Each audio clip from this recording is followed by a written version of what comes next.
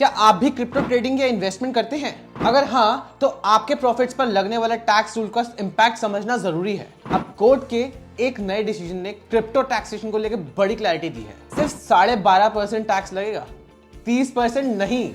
लेकिन ये हर किसी के लिए नहीं है। कौन एलिजिबल है और नए रूल्स क्या कहते हैं, let's simplify it for you. 2015 में रौनक प्रकाश जैन ने 5 लाख के बिटकॉइंस खरीदे। जब उन्होंने 2020 में अपने बिटकॉइंस 6 करोड़ रुपए में सेल किए तो प्रॉफिट का long term capital gain category में दिखाते हुए 12.5% टैक्स भर दिया।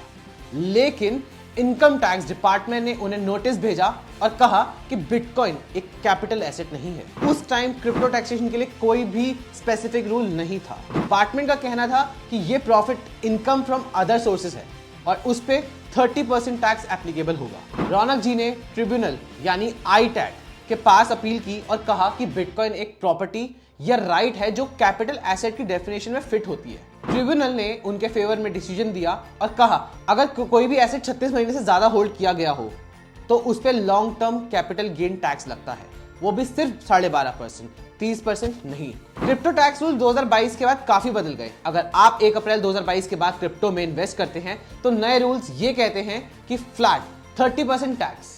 अगर आप शॉर्ट टर्म या लॉन्ग टर्म होल्ड करें, क्रिप्टो प्रॉफिट्स पर फ्लैट 30% टैक्स लगेगा। हर क्रिप्टो ट्रांजैक्शन पर 1% TDS डिडक्ट किया जाएगा, चाहे आपका प्रॉफिट हो या लॉस। क्रिप्टो के लॉसेस को किसी और इन्वेस्टमेंट के प्रॉफिट्स के अगेंस्ट एडजस्ट नहीं किया जा सकता। अगर आप क्रिप्टो किसी को गिफ्ट करते हैं तो भी उस पर टैक्स एप्लीकेबल होगा।